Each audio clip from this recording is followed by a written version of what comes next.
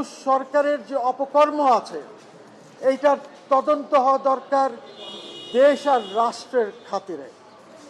ওনারা কোনো তোয়াক্কা করেন নাই, যার জন্য আমাকে এই রিট পিটিশনটি ফাইল করতে হয়েছে।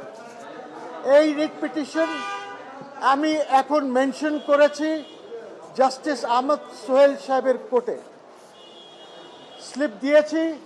রোববারে ইনশাল্লাহ এইটা আসবে। শুনানি রোববারে হবে কিনা আমি জানি না, তার কারণ হচ্ছে লিস্টে কোন জায়গায় থাকবে এইটা রোববারে বোঝা যাবে। তবে আমি চেষ্টা করব যেন আগামী সপ্তাহে এটা শুনানি হয়।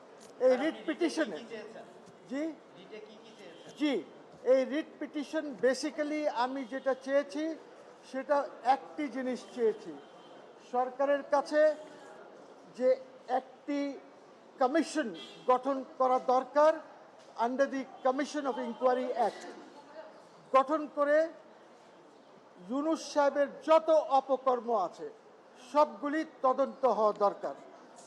ওর মধ্যে উনি কি প্রধানমন্ত্রীর কাজ করতে পারতেন কিনা, 106তে শুধু শপথ নেওয়ার পারমিশন দিয়েছিল অ্যাপেলেট ডিভিশন, কিন্তু উনি কিভাবে রাষ্ট্রপ্রধান না সরকার প্রধান হলেন। উনি যেসব কাজ করেছেন উনি আর ওনার সরকারের লোকজন, এই সব তদন্ত হওয়া দরকার জনগণের জন্য, রাষ্ট্রের জন্য। নইলে এর পরে আবার এরকমই হবে, কেউ এসে দখল করে বসবে। আমি এটা সরকারের বৈধতা নিয়ে, তার কারণ হচ্ছে উনি প্রধানমন্ত্রী ছিলেন, প্রধানমন্ত্রীর কাজ করেছেন।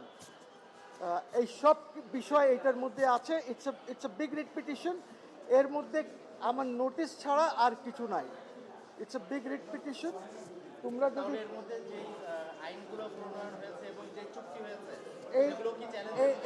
এইগুলি পড়বে, কিন্তু যেটা পার্লামেন্ট করে দিয়েছে এইটাকে তো আর এখানে আসবে না, বিকজ পার্লামেন্ট তো মিট করেছে, তারা কিছু কিছু বৈধ করেছে, কিছু এমেন্ড করেছে, এইগুলি না। ওনার টোটাল যেটা আছে ওনার কার্য পুরাটা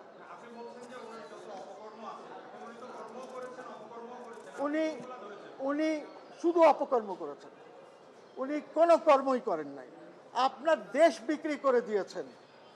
এখন নাকি শুনছি যে বিএনপি আর জামাতের সাথে আলোচনা করেই দেশ বিক্রি হয়েছে, আমেরিকার সাথে যে চুক্তি হয়েছে ওইটাও আছে এটার মধ্যে।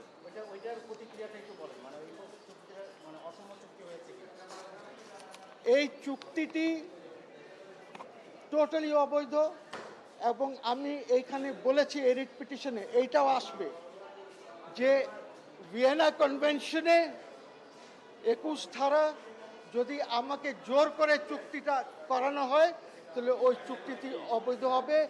ট্রিটি হোক, অ্যাগ্রিমেন্ট হোক, যেটাই হোক, ওই সব কিছু এইটার মধ্যে আছে।